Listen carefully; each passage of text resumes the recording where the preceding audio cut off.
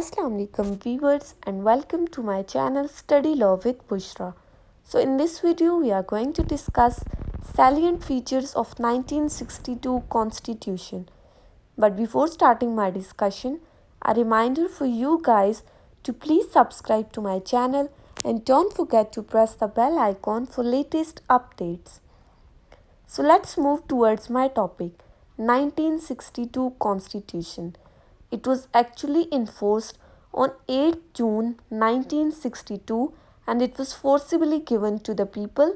It was drafted by a team appointed by Ayub Khan and they secretly worked on it, and all of a sudden the constitution was enforced in the country.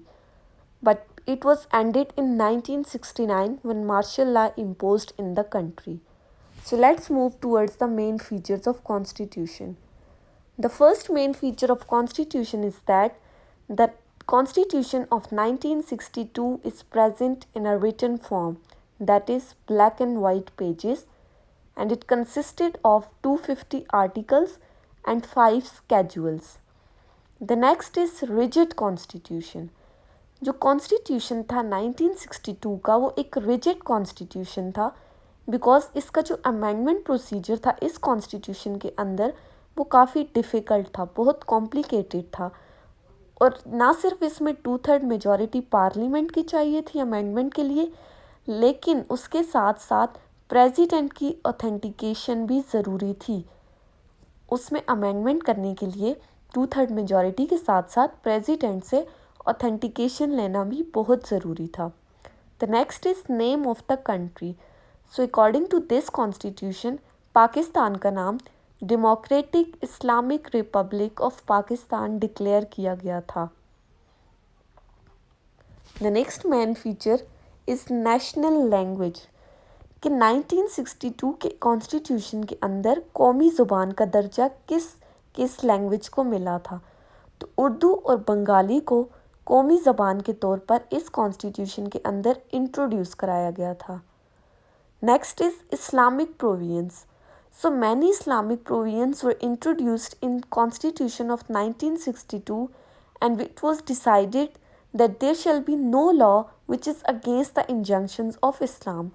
कि जो भी इस्लामी रवायात के ख़िलाफ़ जो भी law होगा वो void होगा, वो लॉ नहीं बनाया जाएगा।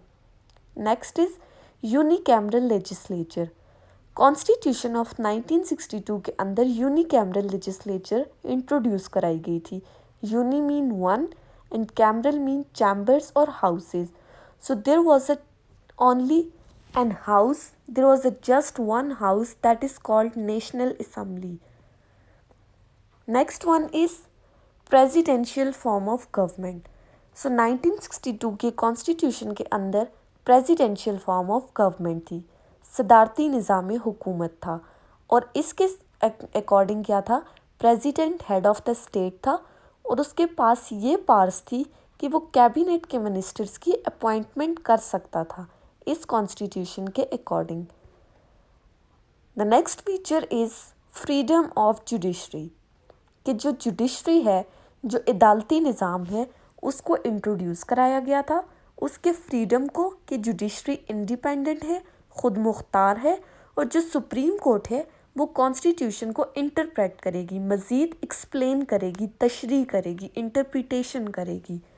The next is fundamental rights. So जो 1962 का कॉन्स्टिट्यूशन था वो पाकिस्तान के सिटीजन्स के लिए फ़ंडामेंटल राइट्स गारंटी कर रहा था।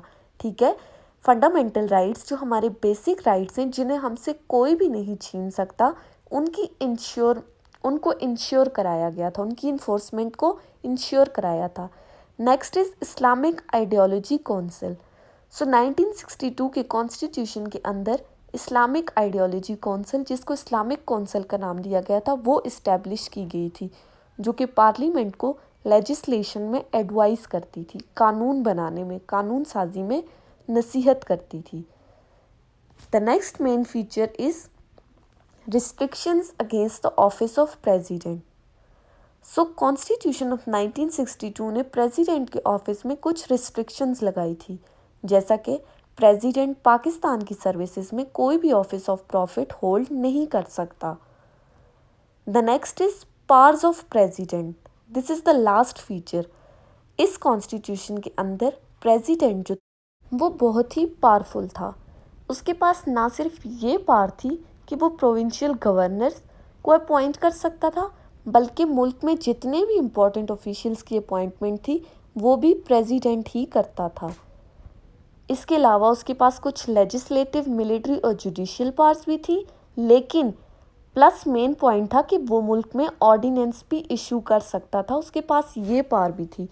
लेकिन अनफॉर्चुनेटली 1962 का कॉन्स्टिट्यूशन भी सस्पेंड हो गया था and it was replaced by constitution of 1973. So I hope you people like the video. If you do, please comment and don't forget to subscribe the channel and do share this video with your friends. Thank you so much for watching.